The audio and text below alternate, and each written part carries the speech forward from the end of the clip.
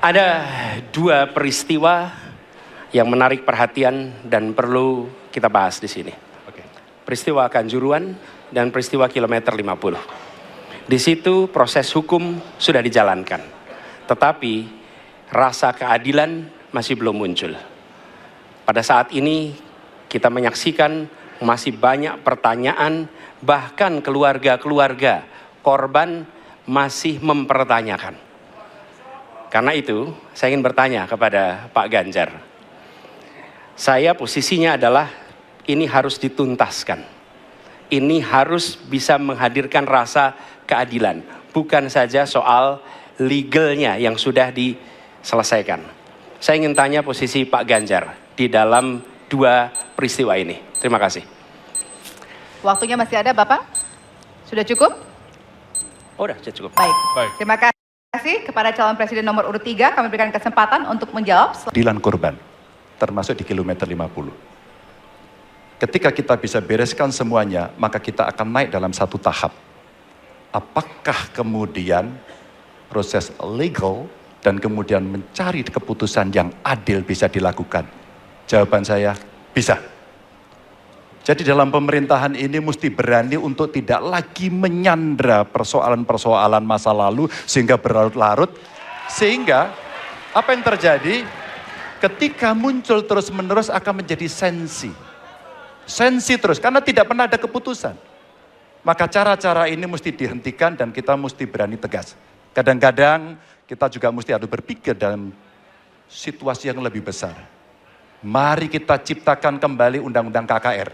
Mari kita hadirkan kembali Undang-Undang KKR agar seluruh persoalan-persoalan pelanggaran HAM itu bisa kita bereskan dengan cara itu. Sehingga bangsa ini akan maju dan tidak lagi kemudian berpikir mundur karena persoalan-persoalan seperti itu yang tidak pernah dituntaskan. Kita harus tuntaskan itu. Baik. Masih tersisa waktunya Bapak? Cukup? Baik. Ya, dan kami silakan kepada calon presiden nomor urut 1 untuk menanggapi jawaban dari calon presiden nomor urut 3. Ya. Waktu Anda 1 menit, Bapak. Ya, jawabannya kurang komprehensif karena masalahnya lebih kompleks dari itu, Pak Ganjar. Tapi izinkan saya sampaikan. Untuk seperti ini, minimal saya melihat harus mengerjakan minimum 4 hal. 1 adalah memastikan bahwa proses hukum menghasilkan keadilan.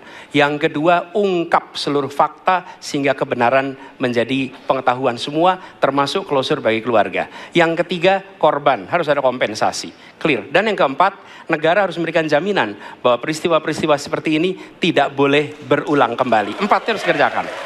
Nah, saya kemudian melihat untuk itu bisa dikerjakan, maka kita tidak bisa abu-abu seperti yang tadi disampaikan. Saya melihat kalau begitu 4 ini harus dilakukan, berarti yang pertama mungkin kita harus melakukan investigasi ulang, melakukan review. Kita harus menyelamatkan institusi, memastikan bahwa institusi itu selamat. Saya ingin tahu apakah Pak Ganjar sependapat dengan pandangan saya. Terima kasih Pak Ganjar. Baik. Waktunya habis, selanjutnya kami berikan kesempatan kepada calon presiden nomor urut 3 untuk menanggapi tanggapan dari calon presiden nomor urut 1. Waktunya 1 menit dari sekarang. Soal komprehensi atau tidak komprehensif terkait dengan itu selera dan subjektif.